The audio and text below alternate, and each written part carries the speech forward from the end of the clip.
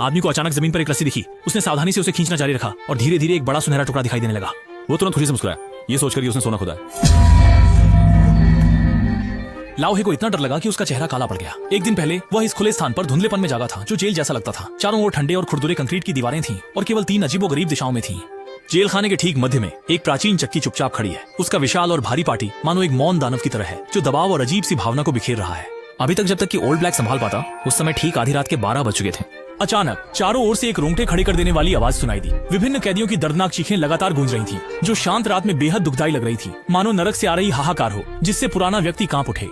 इसके तुरंत बाद एक अजनबी आवाज पास से आई। यह एक अज्ञात चेहरा वाला साथी कैदी था जिसने अपनी रुखी और थकी आवाज में इस जगह की कुछ भयावह सत्य बातें बताई। दरअसल इस जगह पर अनगिनत कैदियों को कैद किया गया है और वे सभी वास्तव में ग्रीन हेड डक कंपनी के कर्मचारी हैं और इनमें से एक है। केवल कुछ शब्द कहने के बाद साथी कैदी की कर्कश आवाज धीरे धीरे शांत हो गई। अज्ञात के इस भय में बोखारला रात भर चिंता में डूबा रहा। तब तक जब तक सुबह न आई तभी जाकर बोखारला चैन की नींद सो सका। लेकिन जब समय 7 बजे पहुंचा, वह फिर से तीव्र भनभनाहट की आवाज से जाग गया। पता चला कि यह उसकी कंपनी की ओर से एक कार्य सौंपने की आवाज थी और नियमों की संक्षिप्त जानकारी दी गई थी। इन कैदियों का हर दिन का सबसे महत्वपूर्ण काम उस प्राचीन चक्की को पशुओं की तरह धकेलना होता है ताकि कंपनी द्वारा निर्धारित दैनिक कोटा पूरा हो सके।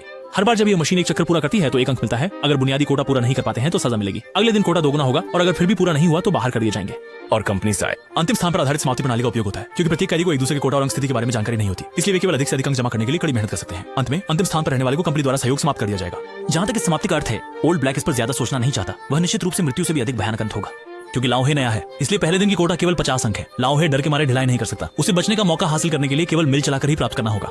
हालांकि यह मिल उतनी आसान नहीं थी जितनी की सोची थी। शुरू में जब पुराने कालिदास ने इसे धक्का दिया तो ये हिलता भी नहीं था। अंततः अपनी सारी शक्ति लगाकर इसे कुछ हिलाने में सफल हुआ। खुद को आखिरी स्थान पर आने से बचाने के लिए पुराने कालिदास ने यह सिद्धांत अपनाया कि मैं सबको धोखा दे सकता हूँ, लेकिन कोई मुझे नहीं। उसने पूरी ताकत लगाकर 100 चक्कर चलाए और दोगुना अंक हासिल किया। आखिरकार वो उस दिन की जरूरत पूरी करने में सफल रहा जिसने उसे एक और दिन जीने की राह दी। आधी रात को ठीक 12 बजे गूंजने वाली चीखें सुनकर लाओ हाय का दिल बहुत राहत महसूस कर रहा था। अगले लगातार 1 सप्ताह तक पुराने हेई का कोटा केवल 50 अंक ही रहा और उसने पूरी ताकत लगाकर लगातार रिकॉर्ड तोड़ना जारी रखा जब तक कि 8वें दिन उसने सीधे अंकों को 3 गुना नहीं कर दिया। तब नियम के पुरस्कार और दंड तंत्र को सक्रिय किया। दिन भर मेहनत करके थक चुके पुराने काले की आंखों में आंसू आ गए क्योंकि उसे नहीं पता था कि अब उसका सामना किस अज्ञात समस्या से होगा। पूरी तरह से अपने कपड़े उतारने के लिए मजबूर होने के बाद लाओहे जेल के पीछे के कमरे में चला गया जहाँ अंदर एकदम अंधेरा था और धुंधले में एक फुल बदर चीज धीरे धीरे पास आ रही थी।